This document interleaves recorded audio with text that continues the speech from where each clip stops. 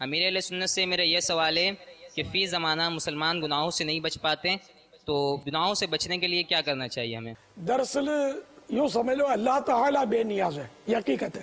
دنیا میں کوئی بھی سجدہ کرنے والا نہ ہو اور اس کی خدائی میں کوئی فرق نہیں آئے گا، اس کی کبریائی اور اس کی شان میں کوئی ذرہ برابر بھی فرق نہیں آتا، اور ساری دنیا اگر اس کے آگے جھک جائے تب بھی وہ بے نیاز ہے، سمجھے؟ تو وہ بے نیاز ہے، ہم نیاز مند ہیں، ہم کو ضرورت ہے اس کے آگے جھکیں۔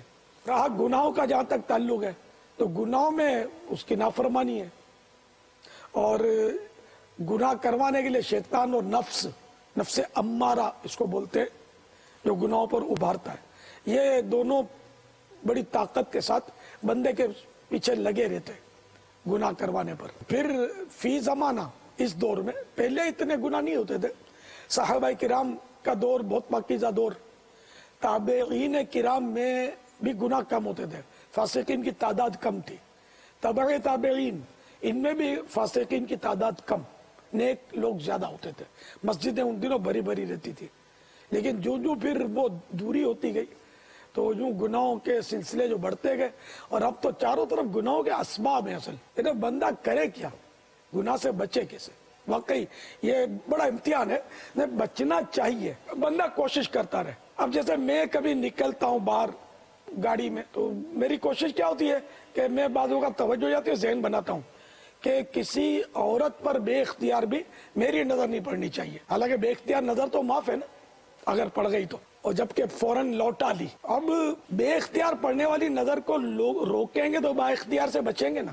تو سائن بورڈ سے بھی نظر بچانی پڑتی ہے، اس میں بھی وہ لیڈیز ہوتی ہے، یہ اس لیے لیڈیز رکھتے ہیں، جوان عورت، اور اسے گندے گندے سین بعض اوقات رکھتے ہیں کہ اس بہانے عورت کو دیکھنے کے چکر میں بندہ جو ہے ان کی جو تشہیر ہے نا، جو چاہتے ہیں اپنی چیز کی جو تشہیر چاہتے ہیں وہ بندہ دیکھ لے۔ اصل مقصد عورت دکھانا نہیں ہوتا، اصل اپنی چیز، لیکن لیبل یہ وہ جوان عورت کا دیتے ہیں۔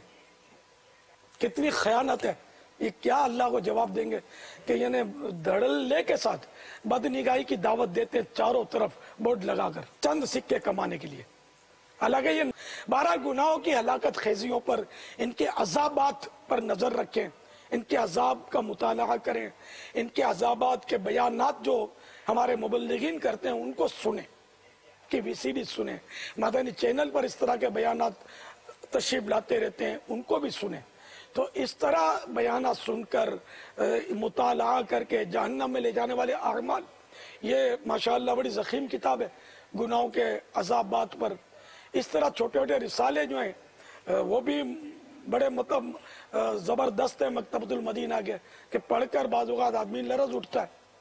تو یہ پڑھتے رہیں گے، کرتے رہیں گے تو انشاءاللہ گناہوں سے بچنے کا ذہن ملے گا، اور اسی طرح نیکیاں کرنے کا بھی ذہن ملے گا۔ نیکیوں کے فضائل بھی پڑھیں، عاشقان رسول کی صحبت میں رہیے، بری صحبت میرے گھر نہیں ہو سکتا۔ ہنسی مذاق والے اور بے نمازی یا شیوڈ اور اس طرح کے فلمی گانے گنگنانے والے، بات بات میں گالیاں دینے والے، اس طرح کے دوستوں سے اگر آپ کی ترکیب ہے تو پھر بولو کہ میں گناہوں سے کیسے بچوں؟